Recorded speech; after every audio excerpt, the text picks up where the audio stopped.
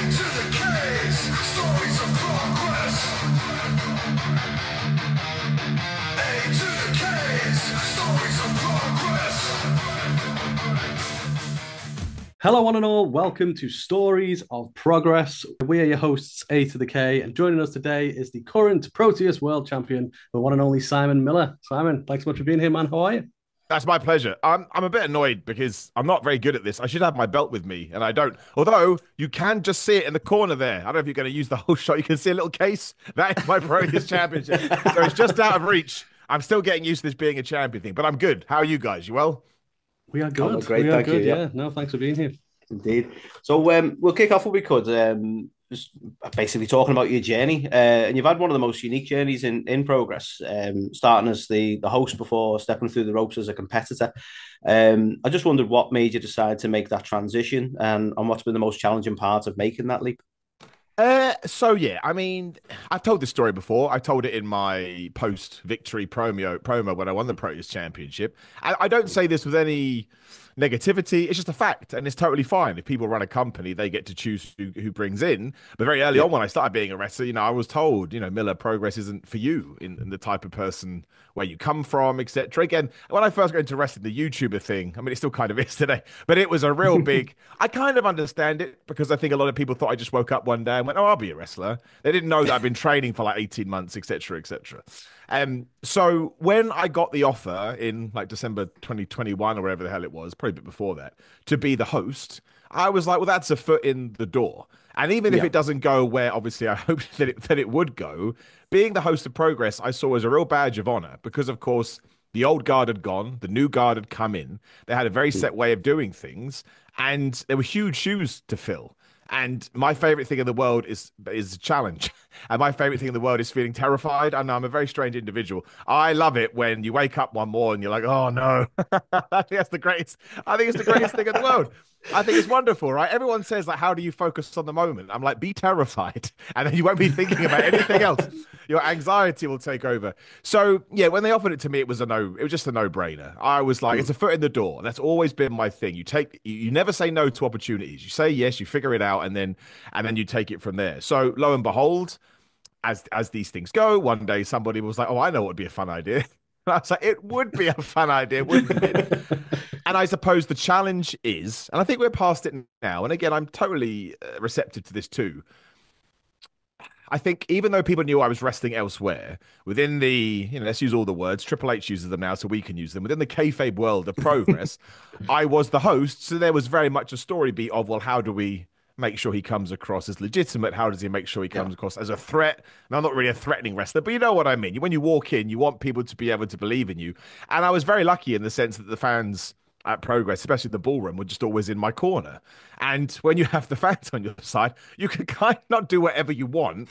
But if, for example, if somebody tunes into Progress for the first time and they're like, "What? Why is the host slash announcer man being a wrestler?" But then you see all the crowd go, "Yeah, you can get him, Millie." You're like, all right, okay, well, let's just stick with it, right? It's very similar to what's happening with Jey Uso right now. Like, what do you mean he won the Raw Rumble? And you watch Raw, you go, oh, I understand why he won the Raw Rumble. These people love him. So yeah, it was certainly a challenge because I don't know this for a fact. This is me speculating. I'm sure there were some people backstage who were like, you can't make him the host. But then at the same time, when I became the host, people said to me, and I won't name names, it's not fair. They were like, he lifts weights and looks like a wrestler. He can't be the host. It's like you can't win, and you kind of tip around. So yeah, I just love a challenge. I really do. And it was a challenge to be the host because, again, the people that come before me had left a legacy.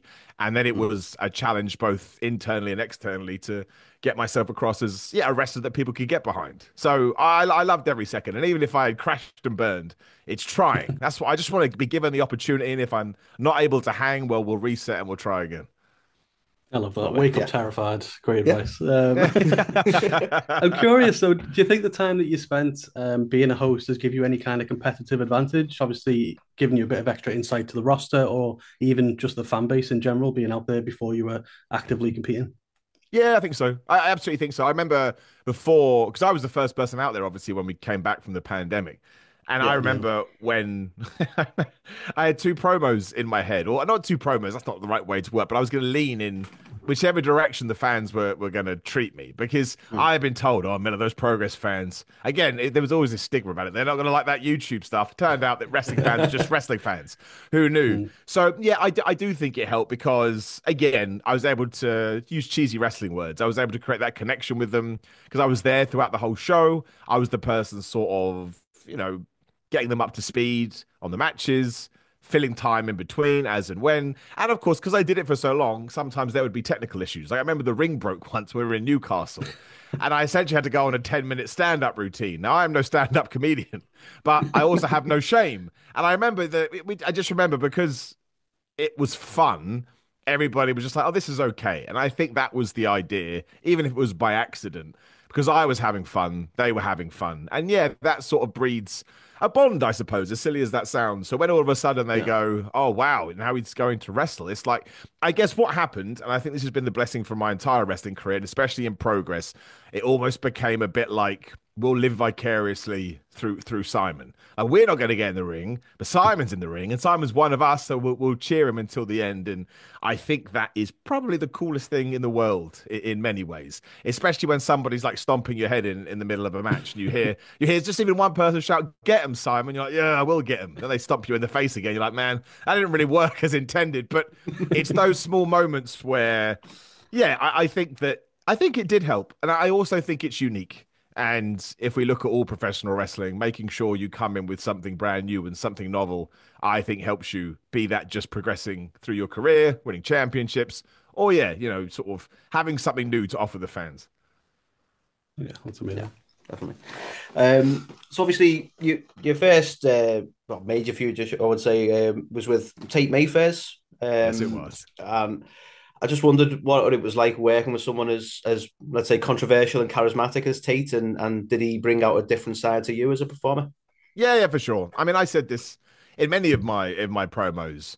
I don't like Tate. That's not the right way to put it, but I respect him as a wrestler because you don't get booked as much as he gets booked. You don't win championships like he wins championships unless you're good at wrestling. But as we've seen now for the last, I first took on Tate in like 2019. So let's go from there. Over the last 6 years, Tate's just a bit of an asshole. And I feel like I said this many a time, I feel like he could be so much more if, I don't know, maybe I am being too sort of righteous here. But I just think if he walked more of a moral path, I actually think that would benefit him more. So when we sort of had our first two matches and he basically cheated on both occasions to win, you then start thinking maybe I've had too much sympathy for you. No sympathy, he doesn't deserve my sympathy, but maybe I've got you wrong. Maybe you are, maybe just like the Joker, you just want to see the world burn. But at the same time, in terms of sort of a first feud to allow me to jump across from being a host to a wrestler, I don't think you would have wanted to tangle with anybody else. Because again, I do think he brought out something different in me, especially when we got to that street fight at unboxing last year, or 2 years ago now, technically, given 2023.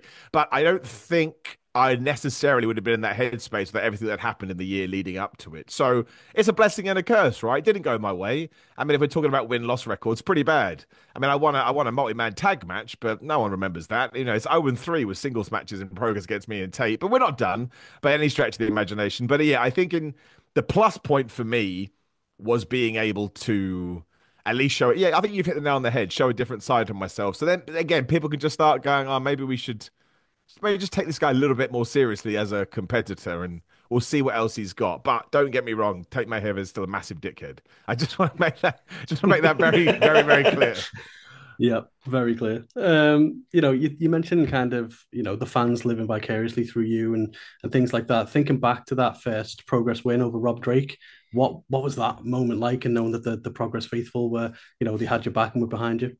Yeah, it was awesome. I mean, it was great, especially because, I've been dropped on my neck within the first 30 seconds of that match on the outside. So that was this is a bad, again, it's like the foot stomping analogy again. Like, man, this is not going well at all.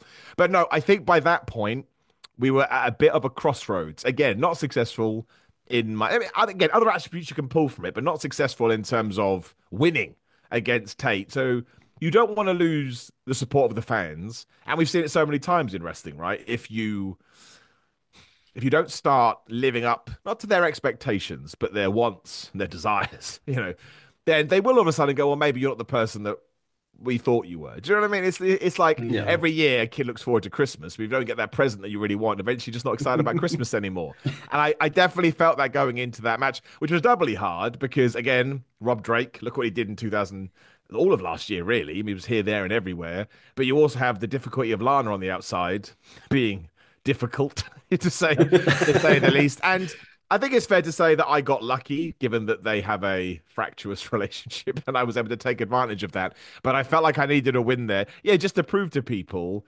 that, I mean, I am a bit of a gimmick, and I understand that. And I've got no problem with that, but there's still more to me as well. I think you can be a novelty in wrestling, but then sort of grow and evolve.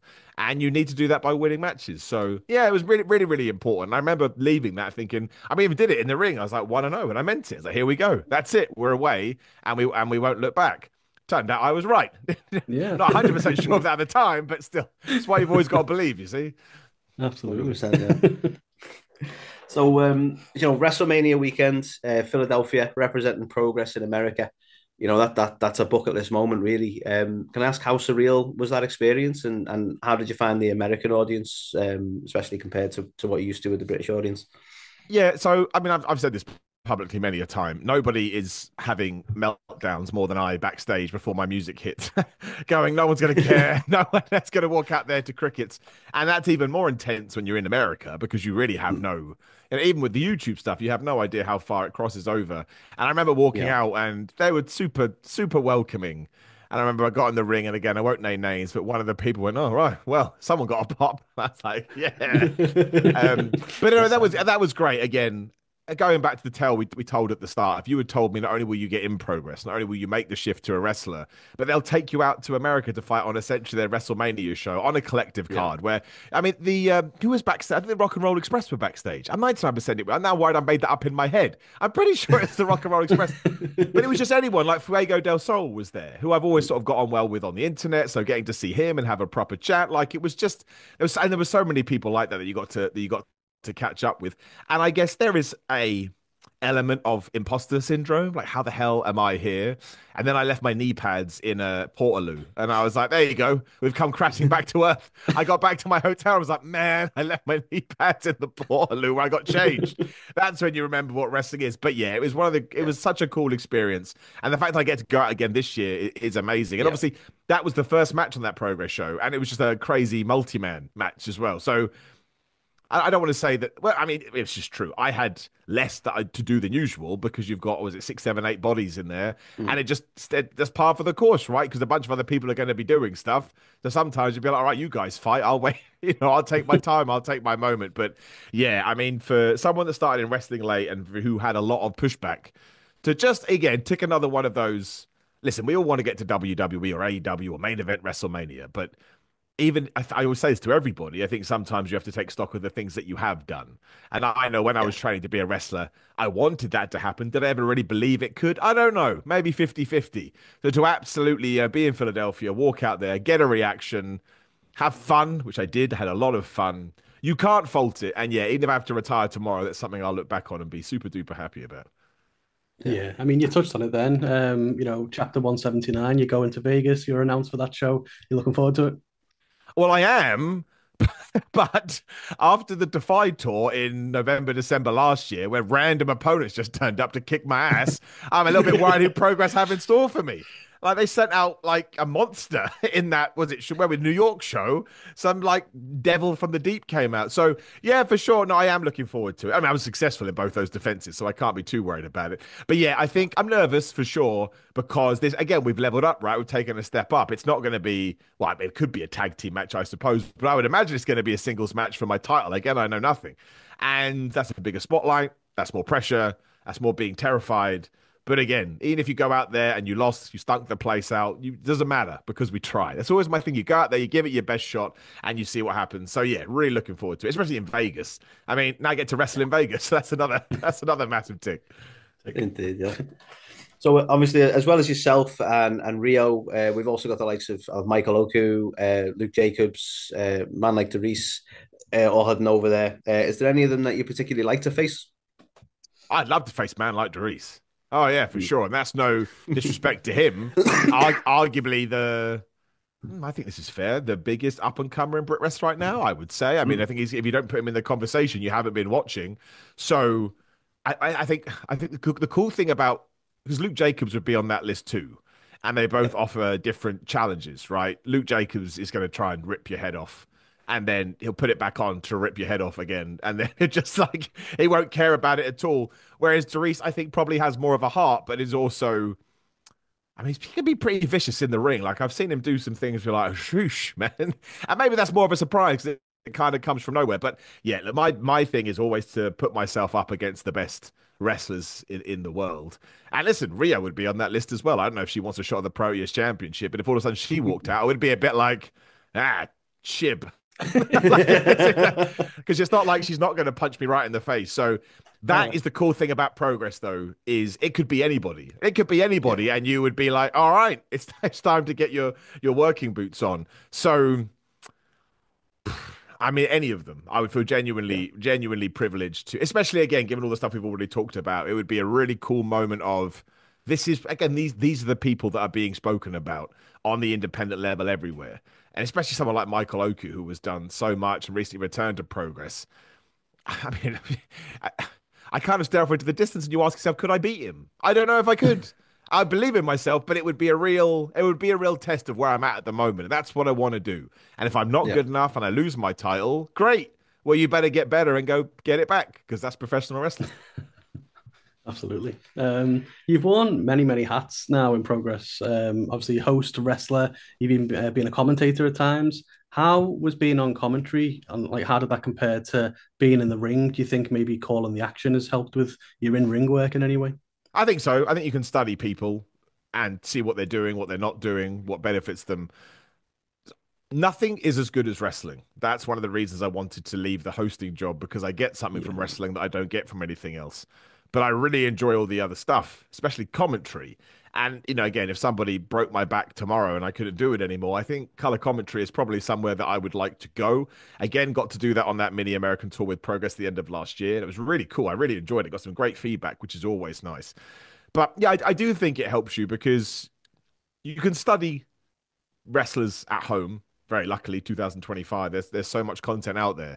But there's nothing like being in an arena and seeing the things that maybe or a building, seeing the things that maybe aren't shot on television. And just the way, because I was lucky on that day that Paul Robinson was wrestling, and I was able to just watch it and be like, okay, what does he do? What does he not do? What should I do? What do I have that can kind of circumvent this? And also, it's just a lot of fun, to be completely honest. And I genuinely would like to do it more, not at the expense of my wrestling, though. But again, if somebody needs a commentator, like I got to wrestle for Ethan Page's Alpha One at some point last year. I think it was November. And I was in a tournament. I got beaten straight away. So I was like, meh. But there was a free seat at the commentary table. I thought, I'll go do commentary. And that was awesome, right? It sort of picked me back up a bit. So, yeah, I've always sort of been... it just goes back to what we said at the start. I just never say no. I'll never say no, like, to anything. Simon, do you want to be a referee? All right, I'll be terrible at it, because people don't understand that you have to have a real skill to be a ref, but I will do it, because no doesn't open any doors. Yes opens doors. And even if that door gets slammed in your face, at least you try to walk through it. So, yeah, anything Revolt, I think, is going to help me progress. And again, let's not pretend that wrestling isn't about talking people into buildings either. And if you're on commentary for a 3-hour show, well, you better get your talking up to snuff, otherwise people aren't going to want to listen to you. So it's always a benefit. Absolutely. Yeah. I love the positive mindset to it as well. Just say yeah, see what happens. Wake up terrified and say yes. That's right. That's right. Feel the fear and do it anyway. Best book I've ever read. It's amazing. That's it. So I know we've touched on the Proteus Championship. So I just want to say, obviously defeating to Robbo to win the championship is a massive milestone in your career. I just wondered, how did it feel to win the title, and how did it feel seeing that incredible reaction from the crowd as well? Yeah, I mean, it's such a cheesy thing to say, but look, truth is truth. It was like an out-of-body experience. Like, it really was. I stood there and I felt nothing. Not in a bad way, but just in a sheer, my brain was like, I don't understand. I don't understand what's happening right now. And maybe even on a more conscious level, I didn't understand. So when everyone rushed the ring and they're banging and someone gives you a title and then you get announced that that you were able to do it, especially because it was a knockout match. So usually, you didn't get the pinfall. That 3 count is powerful. It's not only sends a message to yourself, but it sends a message to everyone. When somebody gets knocked out, you have to, well, are they? And how do we know this? It's really, really dependent on the ref. Maybe the ref decides, oh no, he's moving a little bit. We should give him some leeway. So yeah, I think the thing that really summed it up for me, and I'm really glad that Progress did have a camera person waiting as soon as I walked through the curtain, which I did not know about. People go, oh, you must have known about that. No, no, I didn't.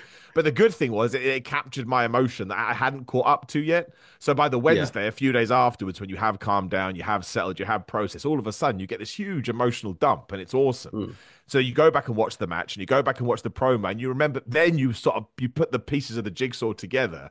And that's why I'm so happy they were able to catch all of that, because all that emotion was there. Again, it was just like Back to the Future Part 4. I hadn't caught up to myself. I hadn't caught up to myself yet. So when you do, and again, this is the theme of this interview, to win not only listen, nothing is bigger than the Progress Women's and Progress Men's World Championships, right? That's the curve. All the other belts are super important, but it goes like that. It's the same with any promotion in the world.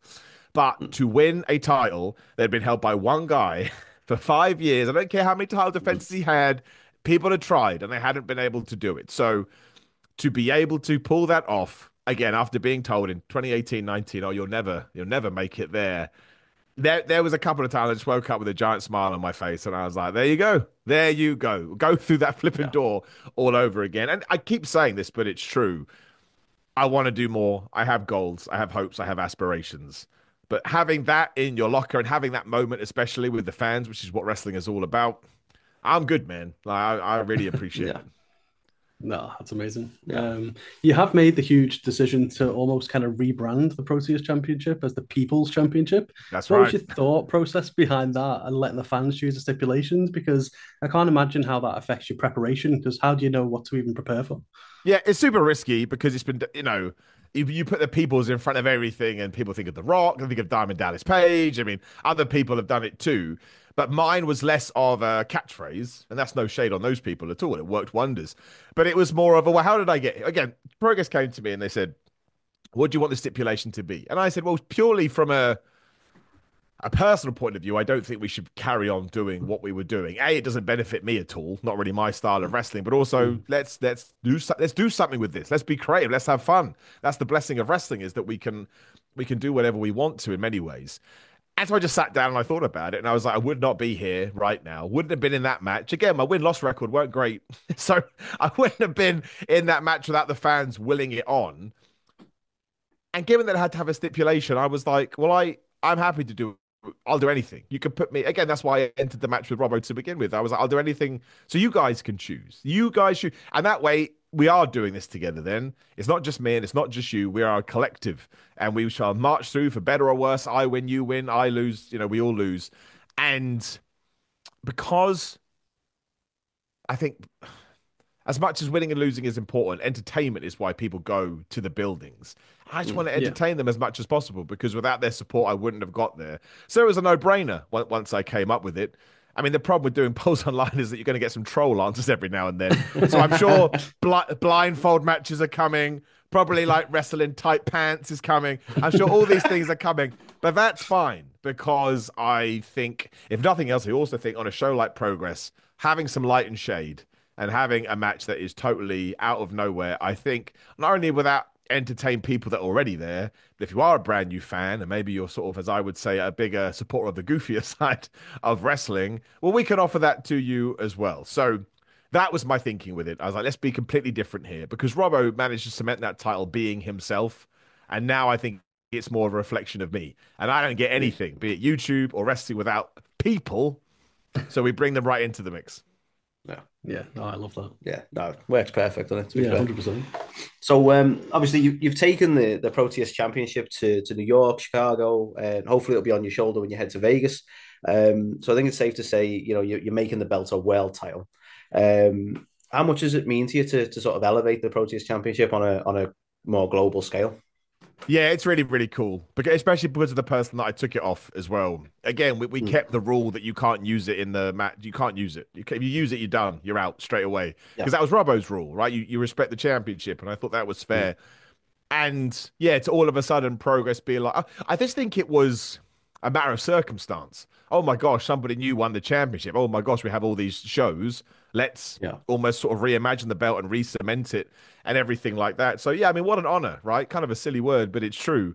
For somebody to put you on a plane and fly you across the world, but also say we want you to defend this title. And yeah, I mean, by the laws of professional wrestling, that's what makes it a world championship. Again, will never be of the ilk of the men's world title to compare those divisions. But can we get it to the same level? I think so. To the point people are desperate. You know, let's say there was a Raw Rumble in progress. Well, actually, I guess it ties into the magic key, right? The magic unlockable key. Maybe one day people were like, actually, no. If I win that Proteus, it will mean as much to me as the World Championship. And the only way we can do that is by defending it everywhere. Yeah. And the fact that Progress, and I guess in relation to Defy, or in conjunction with Defy, was able to find people randomly just to come out on those tries to whip my ass.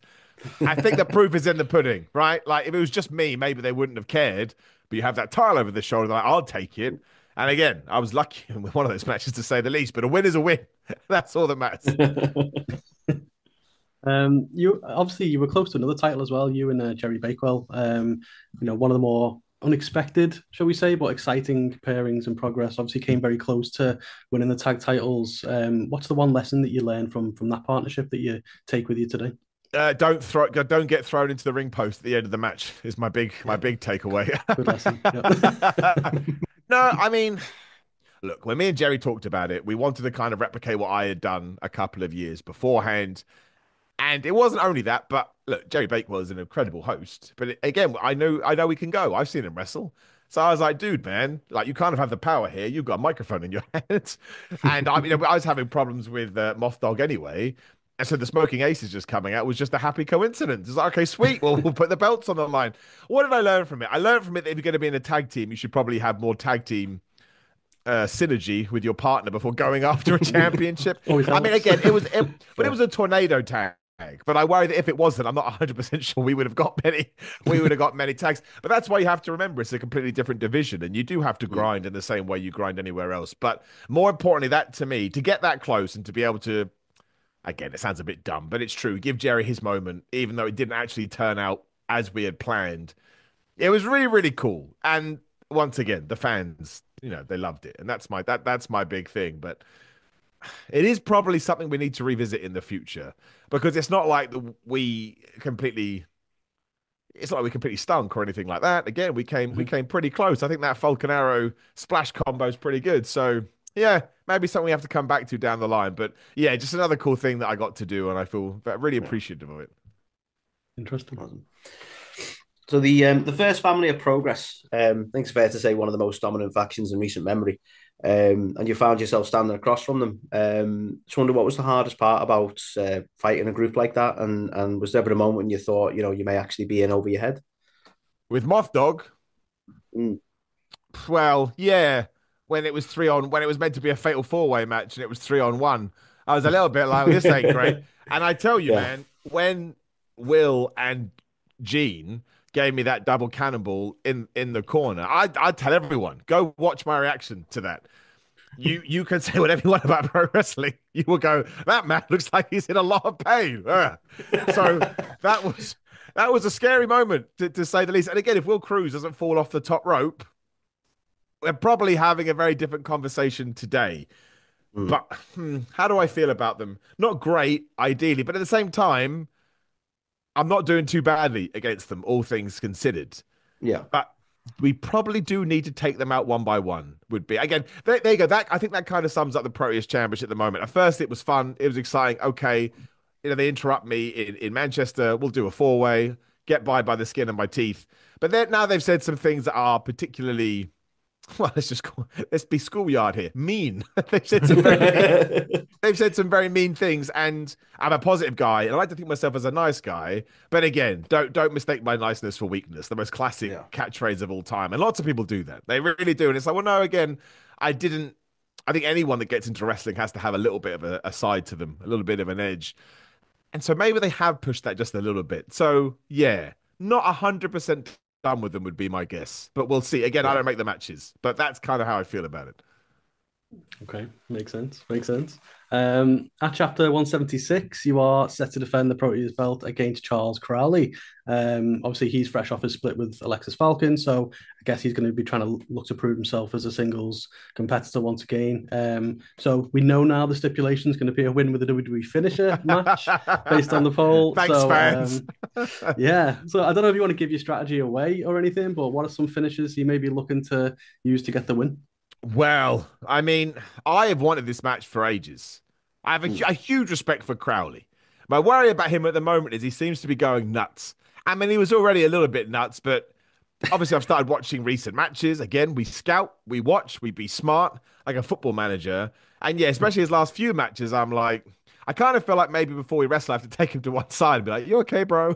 Do you need a hug? Do you need a chat?" No, we won't do this because, again, we're fighting men. But I am slightly concerned about again. I mean, Crowley's never been fun-loving. That's not fair, but he's always had a sort of jovial side to him, which I'm a little bit worried may have been crushed for whatever reason. I don't know. But no, I think there is an opportunity. So dumb with a WWE. Someone sent me the best message. He's very well known in wrestling, and I won't name names as always. And they said, "Can't anything, given how long they've been around, couldn't anything be a WWE finisher?" And I was like, "Shut up, all right, shut up. That's not what we're talking about here."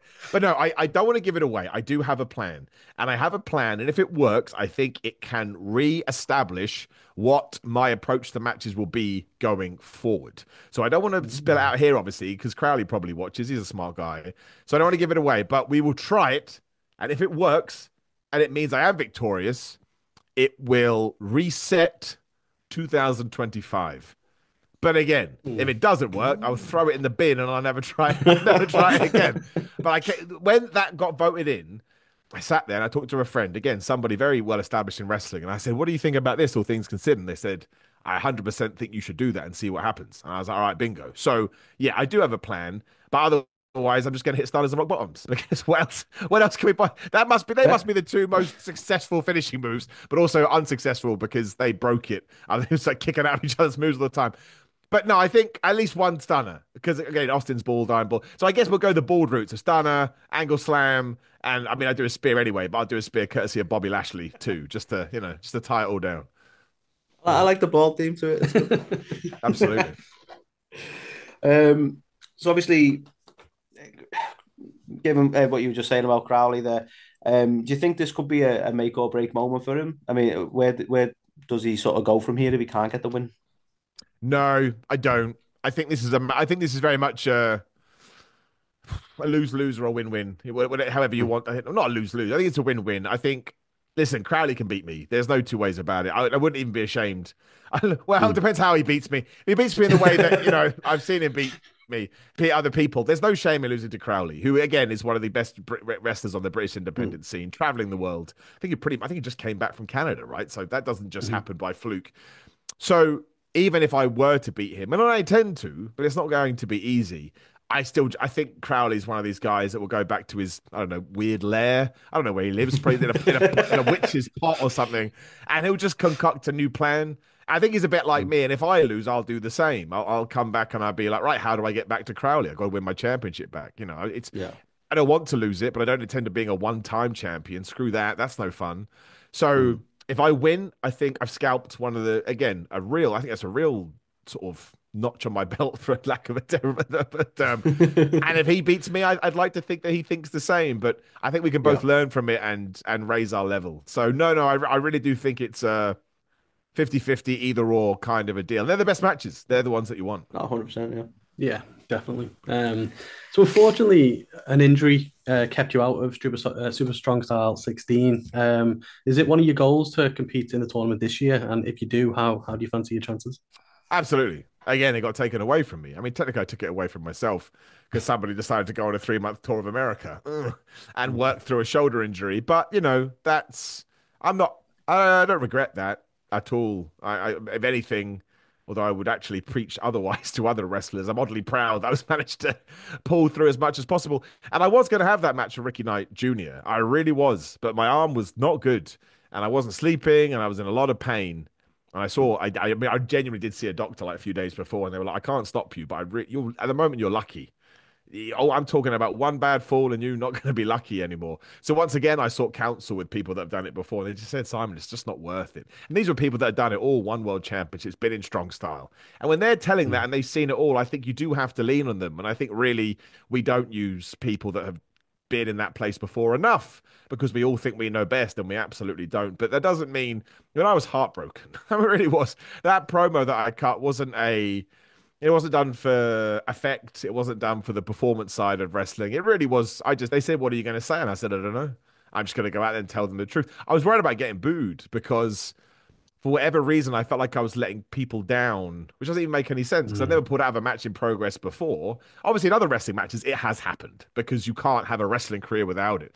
But I don't know, maybe it was just an amalgamation of all of those. But that's what I thought it was. I was like, oh, he gets to the big time and he's not able to pull it off. But again, I look back in hindsight now and it's one of those things where you're like, thank goodness I made that decision. Because without making that decision, the whole structure of 2024 changes. And I like to think I could have won Super Strong Style. But again, you remember what happened towards the end of that thing.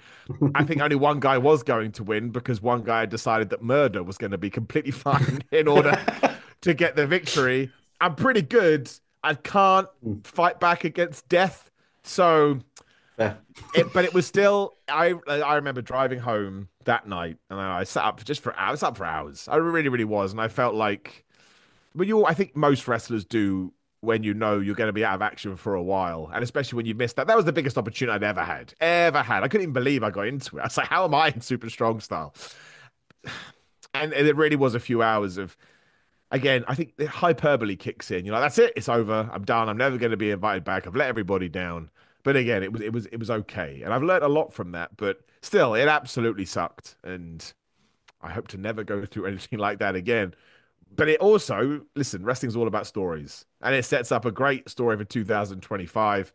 Can I get into Super Strong Style? You can argue no, because I've already got the Proteus Championship in progress. Tell me that. Not going to be annoyed about it. I'm really not going to be annoyed about it at all because I've watched Royal Rumbles, I've watched tournaments, and sometimes you do get an Intercontinental Champion or a TNT Champion, and they enter. I'm like, what are you doing? I get it, man. The ambition's amazing. But like, you got a belt. Why aren't you protecting that belt with all of you got? So if I get in, I'm going for it, and if I don't, we just put more worth on that title. Like, this is my Super Strong Style. But I will guarantee you I will do something that weekend. The Proteus Championship will be involved 100%. Awesome.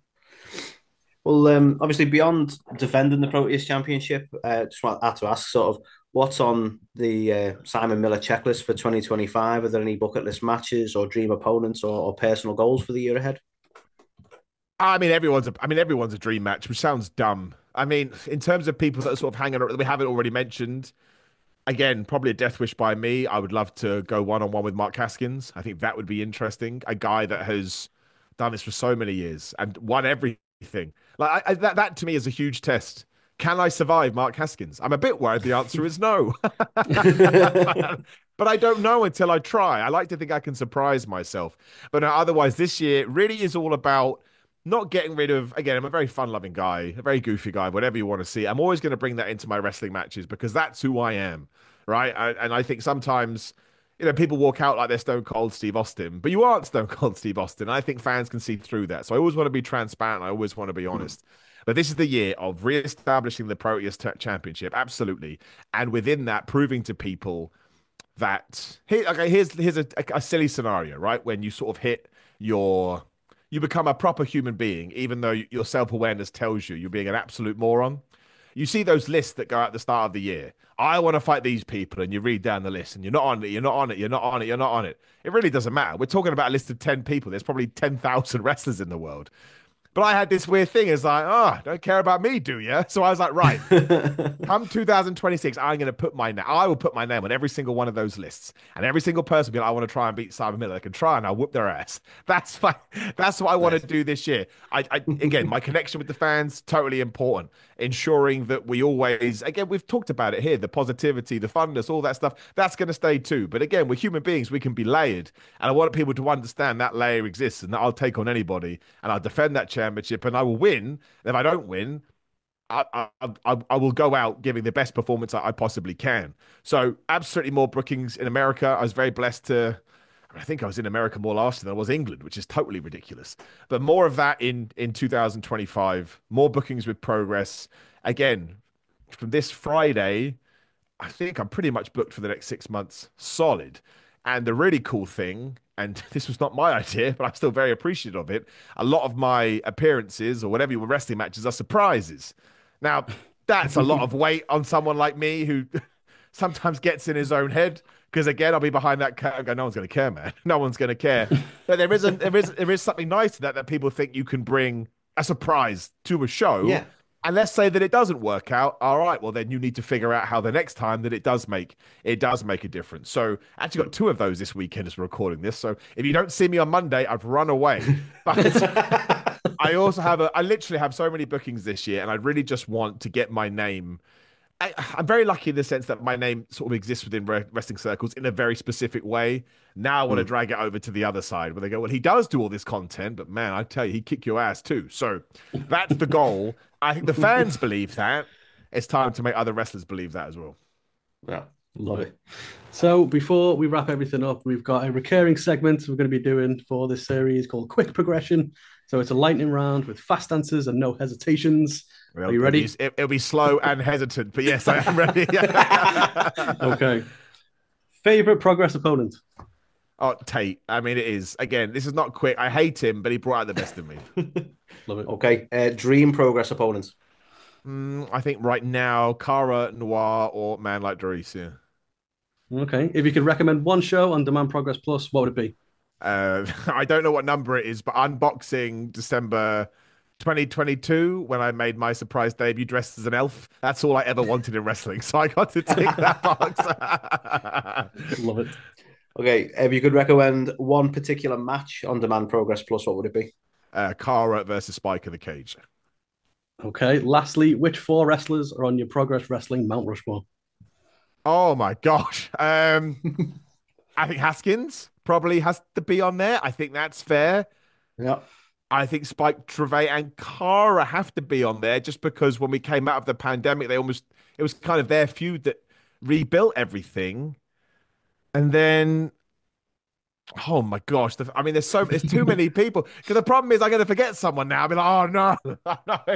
You're talking about those lists before. You're saying your name wasn't on it. Whose name? It's so hard. My name is most definitely on it, but let's try and get it up there. I think, oh my God, who the hell would you even put up there? Because you could, Ospreay kind of flew through. He was there and he flew through Progress, but again, he left such an impression, and so many people went because like, who this crazy Will Ospreay guy? It almost feels wrong not to put him on there. But then again, you have all the people that came through with him as well that you're then sort of passing over. But I'll put Ospreay on there from I think the rise of Progress and the rise of Will Ospreay, and he was doing it a lot of other places as well. I kind of think, I hate this word, but there was a synergy to it, and I just think it was perfect timing, really. Yeah. So, but I've already think about 10 other people and I haven't put on there, and I feel terrible about. So, but It's tough to narrow it down to 4, but I think it's all right. And the next time I go to a Progress show, someone will yell at me. I'll be like, I'm sorry, all right? Because genuinely, like in terms of someone that's had a massive impact, I put Big Damo on there. Like it's not like he's always worked for Progress, but I know the contribution he has given to that company, and it probably wouldn't be the same without him. So, do you know what I mean? It all depends on how you look at it. But I remember I started watching Progress at the same time Will Ospreay was becoming Will Ospreay. And again, I just remember thinking, what the hell is Progress? And who the hell is this? What is that? So it's just, I think from my personal perspective, I think you got to probably tie them in. Yeah, and I mean, I don't think you can argue all great choices. You're a massive Will Ospreay guy. You've got to be. Well, Simon, thank you so much for taking the time. Best of luck for your match with Charles Crowley at Progress Chapter 176 in Manchester. Yeah, no, I am pumped for it. Like I say, Crowley would be, somebody that's been on my list for ages. We got to fight another promotion years ago, but that was before I was who I am now and who he was. So genuinely, win or lose, it'll be a real privilege to take him on as long as he doesn't go insane. But we'll find out. And the only way you can find out is by watching it too. So that's a good idea.